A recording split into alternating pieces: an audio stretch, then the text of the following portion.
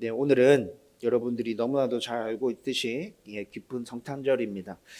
1년에 두 차례 설교를 시작하기 전에 우리 성도들과 인사하는 시간이죠. 제가 이런 거 되게 싫어한다 말씀드렸어요. 그런데 꼭 두 번은 인사를 시키고 싶다고도 말씀드렸죠. 부활주일이랑 성탄주일은 제가 별로 좋아하지 않지만 옆에 계신 분들과 반갑게 인사를 나누면서 예수님께서, 하나님께서 우리를 하신 일들을 여러분에게 선포해야 될 필요가 있을 것 같다는 생각을 아주 오래전부터 했거든요. 네, 오늘도 같이 인사하십시다. 메리 크리스마스, 기쁜 성탄입니다. 주위에 계신 분들과 인사하도록 하겠습니다. 네, 메리 크리스마스, 기쁜 성탄절입니다. 네. 성탄절이 되면 성도든 성도가 아니든 모든 사람들의 마음이 약간 들떠 있는 것 같습니다.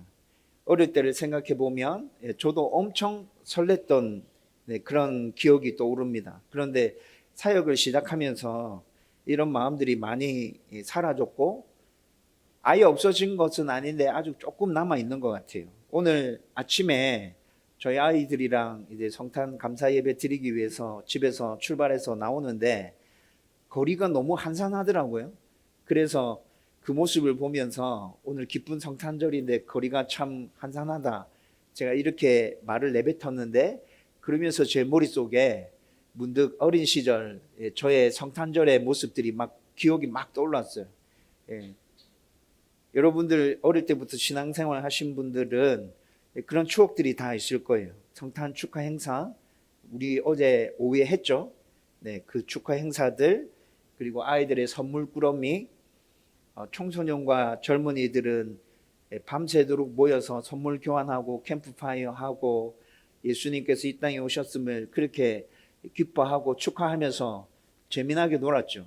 그리고 새벽에는 새벽송을 다니면서 예수님이 이 땅에 태어나신 소식을 온 세상에다가 선포하며 알리는 일들을 했었는데 그 모든 일들을 생각해 보면 예수님이 이 땅에 오셨음에 대한 그 기쁨과 설레임과 엄청난 축제 같은 분위기가 온 세상 안에 가득하게 차 있었구나 라는 그런 생각들을 당연하게 하게 됩니다.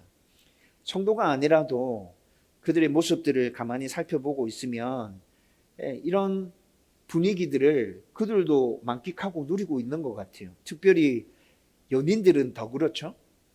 연말에다가 성탄절까지 이렇게 다가오면 연인들에게서 더 그러한 분위기가 많이 느껴집니다. 그래서 각자 나름대로의 방법으로 교회 와서 예배드리고 막 이렇게 기뻐하고 함께 노는 건 아니라도 각자 나름대로의 방법으로 자기 안에 있는 그 기쁨과 그 설레임들을 표현해 내려고 막 노력하는 것 같아요. 그런데 성탄절에 이런 마음이 드는 것은 당연하다는 생각이 듭니다. 왜 그렇습니까? 예수님이 우리를 구원해 주시기 위해서 이 땅에 오신 날이 성탄절이죠. 성도가 아니라도 성도가 아닌 사람이라도 마음속 깊은 곳에서 본능적으로 이를 알고 있는 것 같아요. 누군가가 우리를 구원하기 위해서 이 땅에 오신 날이 성탄절이다. 그 누군가는 예수님이고 이 본능적으로 알고 느끼고 있는 것 같아요. 그래서 기뻐하고 즐거워하는 것 아닌가라는 생각을 하게 되죠. 하지만 겉으로 드러나는 모습은 그런 게 아니라 그냥 쉬는 날이고 그 쉬는 날 중에 좀 특별한 의미가 조금 더 부여된 날이고 그래서 이 날을 좀 제대로 잘 즐기면서 뭔가 아름다운 추억을 남겨보려는 듯한 모습이 굉장히 많이 보입니다. 여러분 불신자들에게서 이런 모습이 보이는 건 어쩌면 또 당연하다고 생각할 수 있겠죠. 근데 성도들에게조차도 성탄절이 예수님께서 이 땅에 오신 날이라는 걸 알고 있는데 그 예수님이 이 땅에 오신 그 이유에 대해서 각자 나름대로의 생각들을 가지고 예수님을 맞이하고 있다는 느낌을 지울 수가 없어요. 오늘 본문에서도 이런 모습을 발견할 수 있습니다. 예수님이 태어나실 그 당시에 예수님에 대한 나름대로의 생각을 가지고 있었던 여러 부류의 사람들이 있었거든요. 그 사람들이 가지고 있었던 그 생각을 기반으로 해서 아기 예수님을 맞이하는 모습도 다 다르게 나타납니다. 여러분, 오늘 그 모습을 한번 살펴보려고 합니다. 그리고 저와 여러분들은 아기 예수님을 어떤 마음으로, 어떤 생각으로 맞이하고 있는지 여러분들이 자기 자신을 한번 찬찬히 들여다보고 살펴볼 수 있었으면 좋겠습니다. 여러분, 오늘 본문에서 쭉 읽었는데 동방박사들이 나타나고 있고, 그리고 헤롯도 나오죠. 유대 종교 지도자들도 나타나고 있습니다. 여러분, 오늘 우리가 읽었던 마태복음 2장에서는 이 세 부류의 사람이 예수님을 어떻게 생각하고 있고 그 생각을 기반으로 해서 아기 예수님을 어떻게 맞이하고 있는지 그 모습이 나타나거든요. 여러분, 오늘 마태복음 2장뿐만이 아니라 누가복음 2장에서도 아기 예수님의 탄생 기사를 다루고 있어요. 누가복음 2장에서는 좀 다른 부류의 사람들이 아기 예수님을 맞이하고 있는 모습이 나타나요. 목자들이 아기 예수님을 맞이하고 있고요. 그리고 아주 믿음이 좋았던 시몬이라는 사람과 안나라는 사람이 아기 예수님을 맞이하는 모습이 나타나거든요. 여러분, 저는 성경에 나타나 있는 이런 여러 부류의 사람들이 아기 예수님을 맞이하는 모습들을 한번 살펴보면서 저와 여러분들은 어떤 생각으로 아기 예수님을 맞이하는지 한번 나눠보려고 합니다. 구체적으로 한번 살펴봤으면 좋겠는데요. 우선 오늘 본문 말씀에서는 동방박사들의 모습이 먼저 나타나죠. 동방박사들이 아기 예수님을 맞이하는데, 여러분, 동방박사들은 정확하게 어느 나라 사람이며 이들의 직업이 무엇인지 알 수 없어요. 정확하게 알지 못해요. 학자들이 추측할 뿐입니다. 학자들이 추측할 때 이 동방박사들은 바벨론 사람이었을 거다. 그리고 이들의 직업은 아마 학자 아니면 점성가 아니면 예언자, 해몽가였을 거다. 이렇게 추측합니다.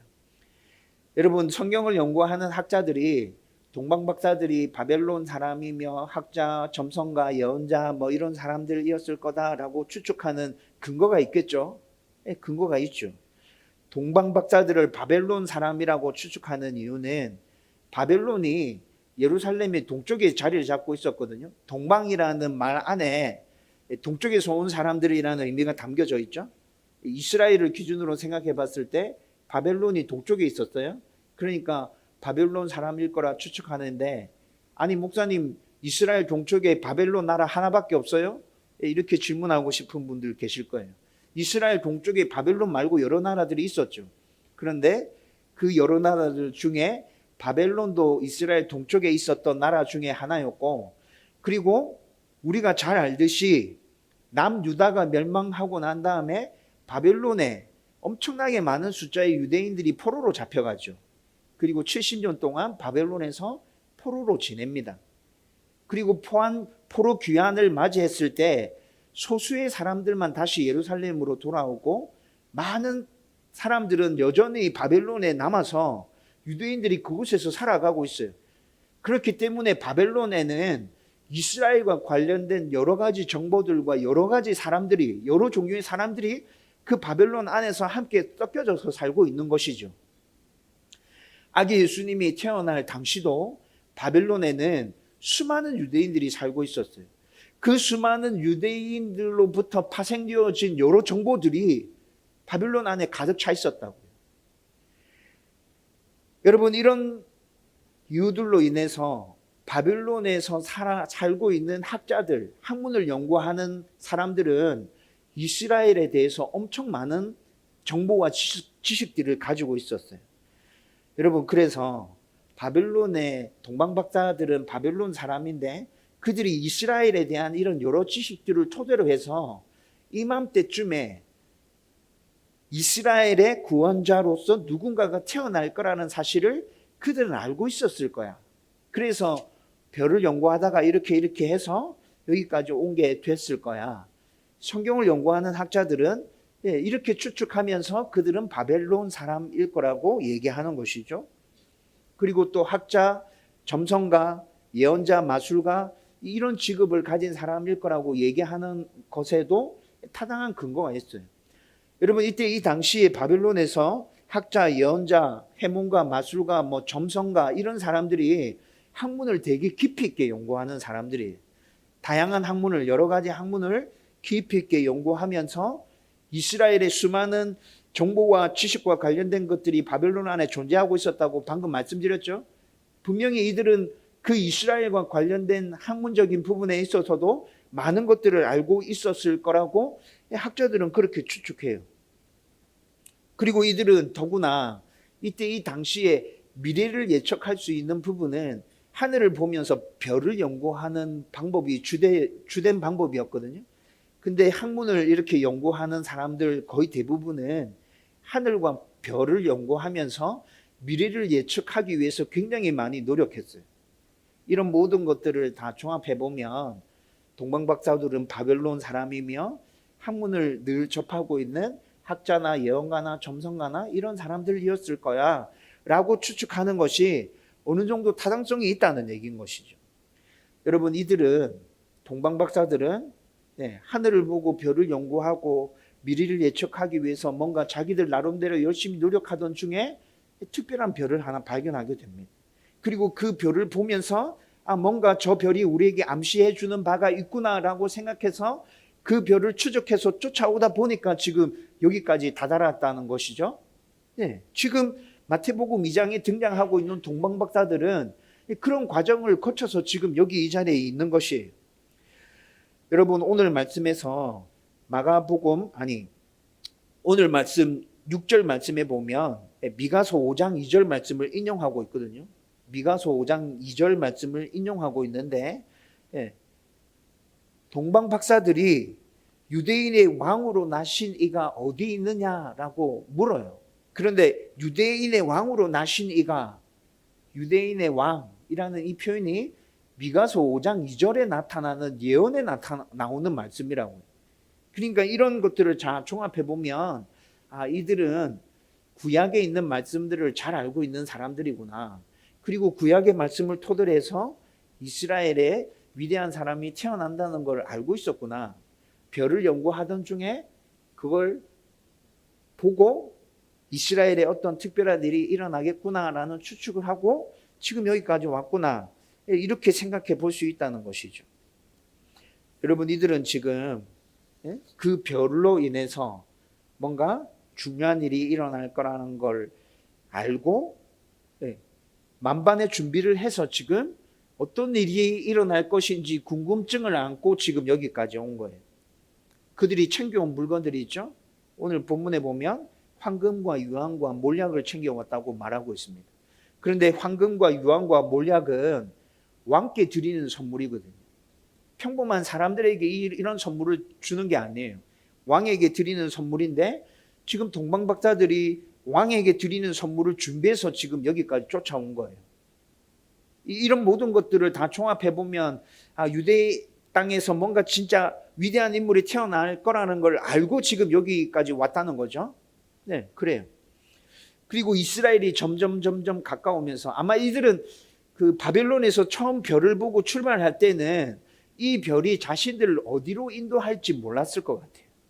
이 별이 자신을 어디로 인도할지 몰랐지만 이 별을 쭉 추적하면서 따라왔을 때 이스라엘 근처에 다다랐을 때 아마 미가서 5장의 말씀이 떠오르지 않았을까. 그렇지, 미가서 5장에 유대 땅에 위대한 인물이 태어난다고 기록되어져 있었잖아. 우리 그거 봤잖아.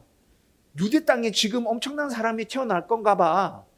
여러분, 이런 생각들을 가지고 있었던 거라고 추측해 볼 수 있죠. 결국 이들은 우여곡절 끝에 아기 예수님을 찾고 그리고 준비한 예물들을 아기 예수님께 드리면서 경배합니다. 여러분, 그런데 이들이 아기 예수님을 찾아 경배하는 근본적인 이유는 무엇입니까? 이들이 왜 아기 예수님을 찾아왔죠? 여러분, 제가 생각할 때는 동방박사들은 학문적인 호기심에 의해서 아기 예수님을 찾아서 지금 여기까지 온 것입니다. 왜냐하면 이들이 하나님과 예수님에 대한 분명한 믿음을 가지고 있었다고 보기 어려워요. 그렇죠?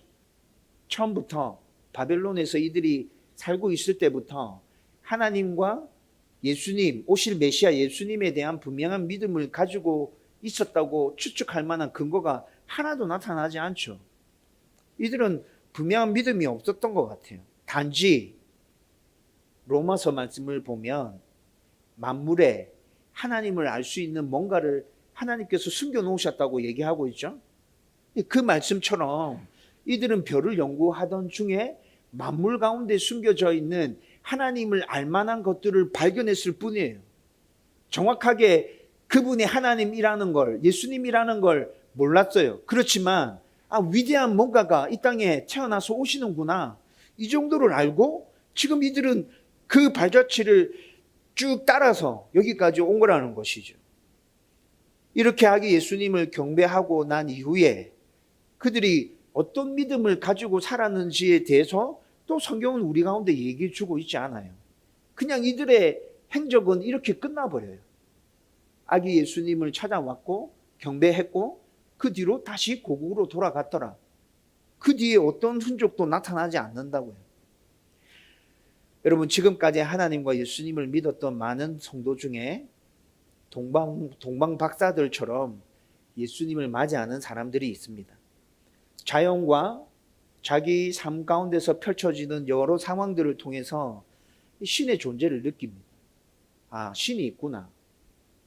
절대자가 있구나.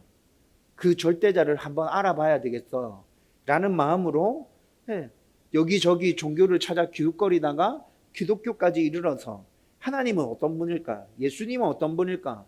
한번 알아보고 싶어 라는 마음으로 신앙생활을 하고 있으신 분들이 참으로 많은 것 같아요. 여러분, 그런데 잘 생각해 보면 모태신앙이 아니라면 여러분, 이런 과정으로 신앙생활을 하는 것은 정상적인 것입니다. 그렇죠? 모태신앙은 부모님으로부터 신앙을 이어받은 것이지만 그렇지 않고 성장하던 중에 성인이 되어서 신앙생활을 시작하는 분들에게 하나님에 대한 뭔가 특별한 느낌을 받아서 그분이 기독교에서 얘기하는 하나님인 줄은 정확하게 몰랐지만 그렇지만 뭔가 신에게 기대고 의지해야 될 필요가 있을 것 같아. 내가 그러고 싶어 라는 마음으로 신앙생활을 하신 분들이 있다는 것이죠. 그렇게 신앙생활을 하는 것은 정상적이지만 좀 더 발전해서 생각해 보면 그렇게 신앙생활을 한 것에서 머무르면 되는 것이 아니라 하나님에 대해서 좀 더 깊이 알아가고 예수님에 대해서 정확하게 알아가면서 우리의 믿음과 우리의 신앙이 발전되고 넓어지고 깊어져 가야 되죠. 여러분, 그런데 제가 보기에는 그냥 그 호기심의 수준에 머물러 있는 성도들이 참 많은 것 같다는 거예요. 동방박사들과 같이 하나님이 누구신지 알고 싶어서, 예수님이 누구신지 알고 싶어서 교회의 문을 열고 발을 들여놓기는 했는데 더 이상 진전이 없어요. 하나님을 알기 위해서 성경을 열심히 읽고 성경을 묵상하는 그런 노력들이 보이지 않아요. 그분의 가르침이 무엇인지 그 가르침을 내 삶 속에서도 한번 실천해 봐야겠어 라는 치열한 몸부림이 그들의 삶 속에서 보이지 않아요. 기도하는 것, 섬기는 것, 예수님처럼 나 자신을 헌신해서 다른 사람들을 세워주는 것, 어렵게 생각하고 힘들게 생각하면서 그 일들을 하려 하지 않아요. 여러분, 이렇게 그냥 호기심만을 가지고 수박 겉핥기식으로 신앙생활을 하고 있는 성도들의 모습이 보입니다. 여러분들은 어떻습니까? 여러분들은 예수님을 어떻게 생각하고 있죠? 2000여 년 전에 오늘 이 땅에 오신 그 예수님을 어떤 생각으로 맞이하고 계십니까? 그 다음으로 등장하는 인물은 헤롯입니다. 그는 예수님을 자기의 적으로 생각하고 있습니다. 여러분, 이 당시 이스라엘은 로마의 지배하에 있었고 그리고 로마의 권력가들이 헤롯 가문에게 유대 땅을, 이스라엘을 통치할 수 있는 권력을 위임해서 맡겼어요. 여러분, 헤롯 가문은 본래 에돔 사람들입니다. 에돔 사람은 성경에서 얘기하는 이방인들이죠. 이방인들이에요. 그런데 로마 권력자들과 에돔 사람인 헤롯 집안과 굉장히 친하게 지냈어요.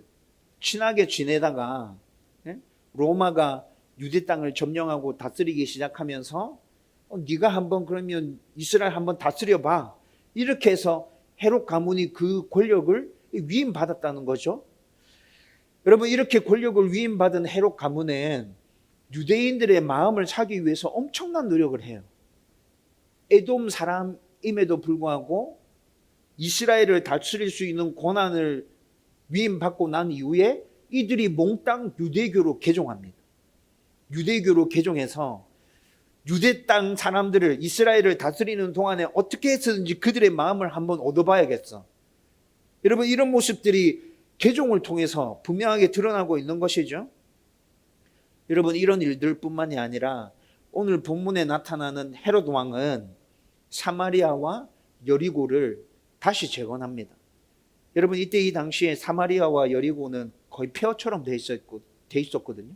근데 유대 사람들의 마음을 사기 위해서 사마리아와 여리고를 재건해요. 예루살렘 성전을 재건해요. 유대인들에게 있어서, 이스라엘 백성들에게 있어서 성전은 진짜 엄청난 의미가 있는 곳이죠. 근데 이 성전을 헤롯이 재건해 준단 말이에요. 그리고 이뿐만 아니라 유대의 정통 왕가인 하스몬 왕가의 여인과 결혼해서, 여러분, 유대 왕가의 정통성을 이루려고 하는 노력도 헤롯 왕이 했어요. 여러분, 이런 모든 노력들을 왜 하는 거죠? 에돔 사람인 헤롯이 이런 노력들을 왜 하는 거예요? 이스라엘을 좀 잘 통치해 보려고, 그들의 마음을 얻어서 이스라엘을 좀 잘 통치해 보려고 모든 노력들을 지금 이렇게 쏟고 있는 거잖아요. 그런데 지금 난데없이 엄청난 소식을 하나 들었어요. 동방박사들이 어느 날 자기 앞에 딱 나타나서 지금 뭐라 얘기하는 거예요? 유대인의 왕이 태어날 건데 어디서 태어나는 줄 아십니까? 여러분, 동방박사들이 지금 헤롯에게 이렇게 물은 거예요. 여러분들이 헤롯의 처지라 생각하고 한번 생각해 보십시오. 여러분, 이렇게 얘기를 딱 들었을 때 여러분들이 헤롯이라면 어떻게 반응할 것 같아요? 죽여야지. 그래? 그게 사실이라면 그 아기를 죽여야지. 싹이 터서 자라기 전에 잘라버려야지. 여러분, 이런 생각하는 건 당연한 건 아닙니까? 헤롯의 입장에서는 여러분 진짜 청천벽력 같은 소리였고, 그 소리를 들었을 때 죽여야겠다는 생각을 하는 건 너무나도 당연한 일인 것이죠. 여러분, 만약에 헤롯이 이렇게 하지 않으면 어떻게 되죠? 진짜 세상적인 사고로 생각해 보면 유대인의 왕이 태어나는 게 맞아. 근데 아무런 조치를 취하지 않았어요? 그러면 나중에 세월이 지나서 어떻게 되는 거예요? 자기 집안이 절단하는 거죠. 그렇죠? 자기 집안이 절단하는 거예요. 세상적인 생각으로 따져보면 이렇게 되는 거예요. 그래서 헤롯은 종교 지도자들을 불러서 물어봅니다. 동방박사들이 이상한 얘기하고 있는데 저거 진짜 맞나? 물어보죠. 종교 지도자들이 뭐라 얘기해 줍니까? 미가서 5장 2절에 이런 예언이 있습니다. 미가 선지자만 예언한 게 아니라 오늘 본문에 나타나지는 않았는데 제가 생각할 때는 굉장히 꼼꼼하고 자세하게 알아봤을 것 같아요. 미가 선지자만 이렇게 예언한 게 아니라 여러 선지자들이 메시아에 대해서, 이스라엘을 구원할, 전 세계를 구원할 메시아에 대해서 계속 예언하고 있는 본문들이 있습니다. 그런 기록들이 있습니다. 여러분, 헤롯이 이런 이야기를 들었을 거예요. 결국 구약에 기록되어져 있는 그 아기 예수님과 관련된 수많은 이야기들을 듣고, 진짜 일들이 일어날 수 있겠구나. 동방박사들이 얘기하는 저 말이 진짜 사실일 수 있겠구나 라는 생각을 헤롯이 하게 되고, 그리고 가면을 쓰고 그 아기 예수님을 기쁨으로 맞이하려는 듯한 모습을 보이지만 실제 속으로 생각하고 있는 건 뭐예요? 죽여야겠다, 없애버려야겠다는 생각을 하고 있는 것이죠. 오늘 우리가 읽지는 않았지만 마태복음 2장 13절 말씀에 보면 헤롯은 분명히 죽이려고 하는 생각을 가지고 있습니다. 여러분, 아기 예수님을 이렇게 맞이하는 사람들 성도 중에는 없을 거예요. 믿음이 있든 없든 기독교에다가 발을 들여다 놓고 신앙생활을 하고 있는 사람들 중에는 예수님을 이렇게 적으로 간주하고 생각하고 있는 사람들은 없을 거예요. 그런데 공산주의자나 독재자들의 모습 속에서 헤롯과 같이 예수님을 맞이하는 모습을 확인할 수 있습니다. 겉으로는 기독교를 인정하고 신앙의 자유를 주장하지만 뒤로는 어떻게 합니까? 무자비하게 핍박하고 탄압하고 박해하죠. 그들이 이렇게 하는 이유는 기독교가 자기 권력에 대항하는 적이라고 간주하기 때문에 그렇습니다. 여러분, 공산주의자들, 독재자들, 그들이 통치하는 방식을 한번 생각해 보십시오. 예수님께서 가르쳐 주신 거랑 일치되는 게 있습니까? 헌신하고 희생하고 품어주고 사랑하고, 예수님이 가르쳐 주신 건 이런 건데 공산주의자들과 독재자들의 모습에서 그런 모습이 보이나요? 안 보이죠. 여러분, 지금 우리가 살아가는 시대에서는 공산주의자나 독재자들이 아니라고 해도 안티 크리스천들이 이런 부류에 속하는 사람들이 아닐까 생각해 봅니다. 어떤 특별한 이유가 있어서이기도 하고, 또 특별한 이유가 없는데도 그냥 무조건 예수님과 기독교를 싫어하고 공격하는 사람들이 진짜 많아요. 그래서 기독교에 대한 편협한 지식을 가지고 그 편협한 지식을 근거로 해서 거짓말들을 막 만들어냅니다. 사실이 아닌 이야기들을 막 퍼뜨리죠. 그리고 자기들 나름대로 추측합니다. 합리적인 추측도 아니에요. 그냥 이것저것 다 끌어다 붙여서 추측하죠. 과장합니다. 그래서 기독교를 막 공격합니다. 예수님을 모욕합니다. 여러분, 이렇게 하는 사람들도 있다는 거죠. 불신자들 중에는 이런 생각을 가지고 아기 예수님을 맞이하는 사람들도 있다는 겁니다. 오늘 본문의 마지막으로 등장하는 인물은 종교 지도자들이죠. 아마 제가 생각하기로는 성도들 중에 아기 예수님을 이런 생각을 가지고 맞이하는 성도가 제일 많을 것 같습니다. 이들은 표면적으로는 아주 좋은 신앙인이고 사람들의 존경과 인정을 받을 만한 사람들입니다. 그리고 온 세상을 구원해 줄 예수님, 메시아, 그 예수님 메시아와는 조금 다른 메시아를 사모하면서 간절히 기다리고 있습니다. 이들이 기다리는 메시아는 로마의 압제에서 자기들을 해방시켜서 평화와 번영을 안겨줄 메시아를 이들은 고대하면서 기다리고 있죠. 그 메시아의 표본이 다윗이라 생각합니다. 다윗 같은 왕이 이 땅에 올 거야. 이들은 그 메시아를 기다리고 있다고요. 그런데 성경에서 얘기해 주는 메시아는 그런 메시아가 아니죠. 성경에서 얘기해 주는 메시아는 종이라고 표현하고 있어요. 고난받는 종의 모습으로 그 메시아의 모습을 계속해서 알려주고 있거든요. 그런데 이들이 기다리고 있는 메시아는 고난받는 종의 모습이 아니라 다스리고 통치하는 권력과 힘을 가지고 있는 그런 메시아를 지금 종교 지도자들이 기다리고 있다는 것이죠. 여러분, 이들이 이런 메시아를 기다리고 있는 이유는 뭐예요? 자기 이익과 자기의 평안을 생각하기 때문에 그런 메시아를 기다리고 있는 거예요. 이스라엘은 외세로부터 침략을 굉장히 많이 받았거든요. 여러분, 더 이상 외세로부터 침략 받지 않았으면 좋겠어. 우리나라가 그냥 평화로웠으면 좋겠어. 여러분, 이들에게는 이런 생각이 있어요. 그렇게 평화로운 삶들을 살아가면서 내가 가지고 있는 부와 명예와 권력들을 계속해서 누릴 수 있었으면 좋겠어. 이것들이 깨지지 않았으면 좋겠어. 라는 생각이 있다는 것이죠. 여러분, 이런 생각들 때문에 자기들이 생각으로 만들어낸 그 메시아를 기다리고 있는 건데, 그런데 실제의 모습을 살펴보면 그들이 만들어낸 메시아조차도 이들이 진짜 기다리고 있는 게 맞나? 라는 생각이 듭니다. 여러분, 오늘 본문에서 분명히 동방박사들이 별을 보고 찾아왔어요. 그리고 유대 땅 베들레헴에서 유대인의 왕이 태어난다는 예언을 들었어요. 여러분, 이 종교 지도자들은 이 사실을 이미 오래전부터 알고 있었다고요. 여러분, 그러면 여러분, 이 상황에서 이들이 정말 메시아를 기다리고 있는 것이 분명히 맞다면 어떻게 해야 되죠? 찾아가 봐야 되잖아요. 진짜 맞는지 안 맞는지, 우리가 기대하고 고대하고 있는 그 메시아가 맞는지 안 맞는지 자기들도 찾아가서 봐야죠. 그런데 이들의 모습 가운데는 그 메시아, 그 아기 예수님 찾아갔다는 기록이 전혀 나타나지 않아요. 너무 잘 알고 있었음에도 불구하고 이들은 찾아가 보지 않는 거죠. 왜 그럴까요? 이들은 지금 현재 자기 생활에 만족하고 있는 거예요. 메시아를 기다리고 있다고 말하고 있지만 이들은 지금 현재 자기 생활에 만족하고 있는 거예요. 적당히 신앙생활을 하면서 부와 권력과 명예를 누리고 있는 지금의 삶.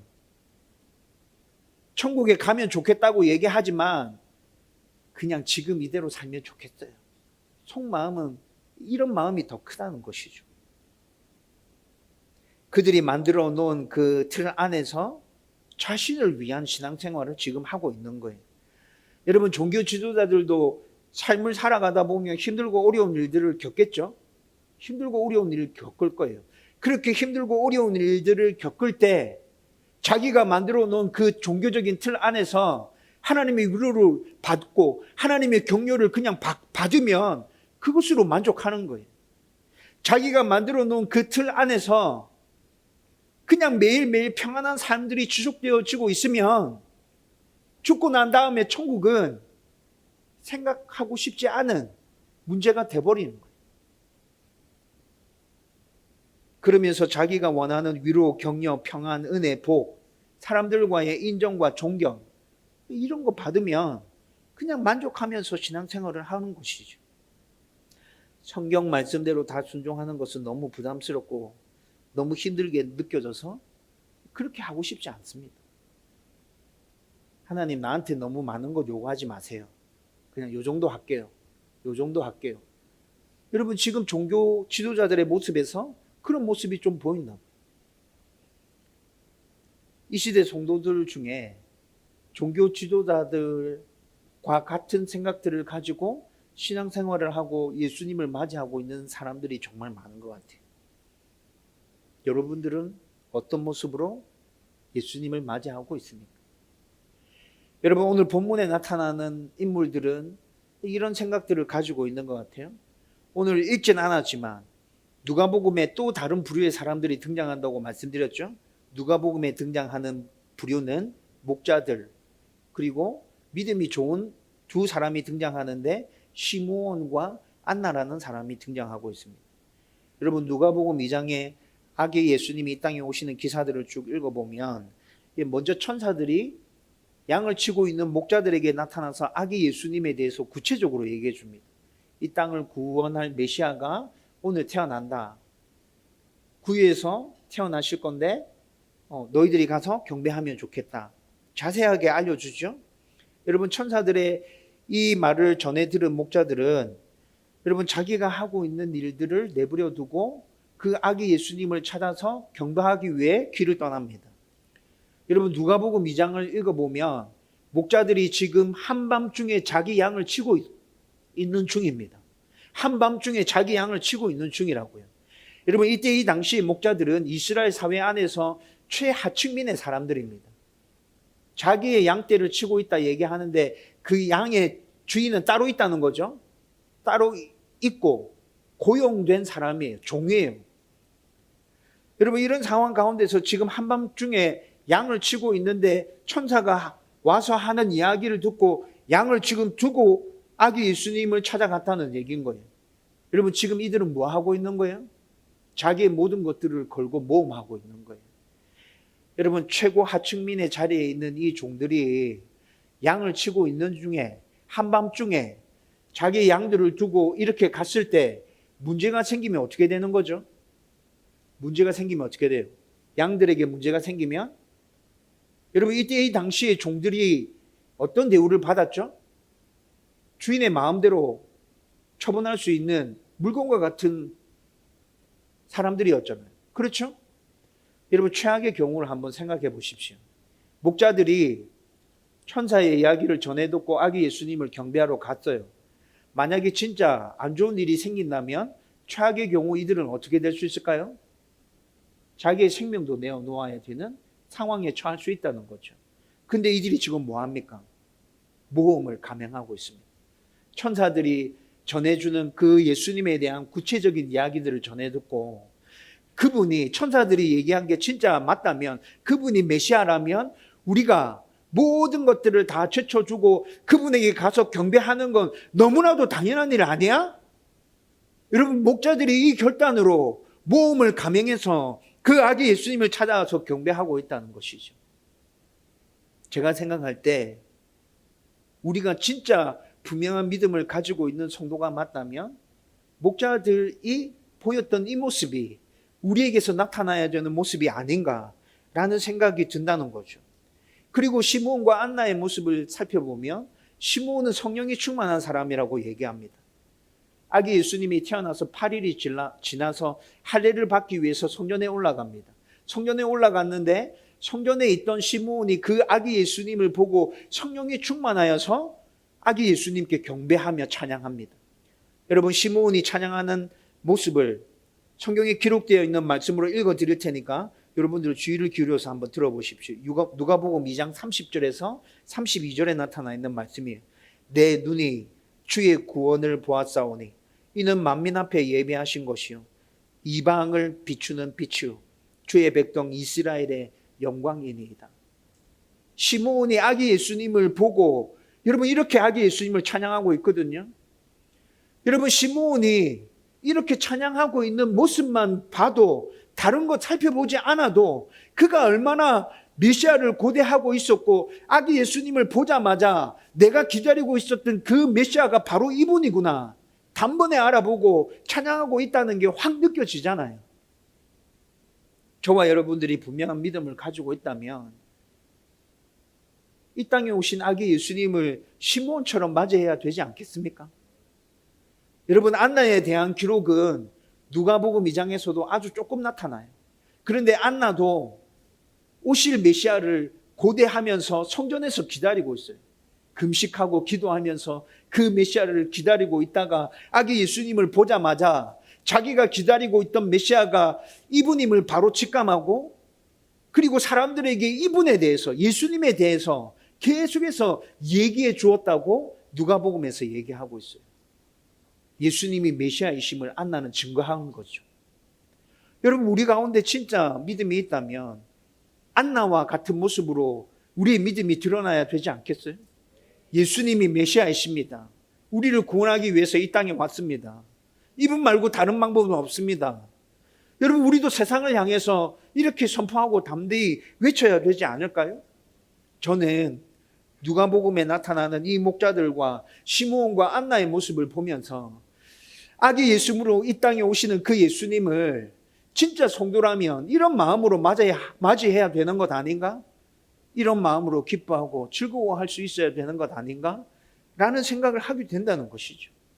저와 여러분들 가운데 이런 마음으로 우리 가운데 오신 아기 예수님을 진심으로 기뻐하고 맞이할 수 있기를 주님의 이름으로 축원드립니다.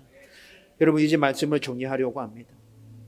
여러분, 세월이 아무리 흘러가고 시대가 아무리 바뀌어도 성도는 성탄절을 맞이해야 할 때마다 이것만 기억하고 기뻐하고 즐거워하면서 삼위 하나님을 찬양하고 예배할 수 있었으면 좋겠습니다. 그것은 바로 나를 구원하기 위해 모든 피조물로부터 마땅히 섬김과 영광을 받으셔야 하는 하나님이신 예수님이 자기의 모든 것들을 다 비우고 낮고 낮은 모습으로 이 땅에 오셨어.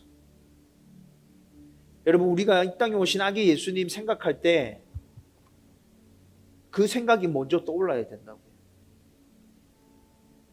자기의 모든 것을 비우고 낮고 천한 모습으로 이 땅에 오신, 나를 구원하기 위해서 오신 예수님, 그리고 기꺼이 우리의 죄에 대한 대속물이 되어주셔서 생명을 내어주심으로 우리의 죄와 죽음으로부터 완전히 구원해 주신 그 예수님, 그 예수님이 나의 주인이고 나의 구주이고 나의 전부이고, 여러분, 아기 예수님 생각할 때 이런 생각들이 여러분들 안에 먼저 분명하게 선명하게 딱 떠올랐으면 좋겠어요. 그리고 그분이 받으셔야 되는 합당한 예배와 경배를 정말 기쁨으로 온전하게 올려드릴 수 있었으면 좋겠다고요. 이 믿음과 확신을 가지고 온 마음을 다해 이 땅에 오신 예수님을 기뻐하고 즐거워할 수 있기를 주님의 이름으로 축원드립니다.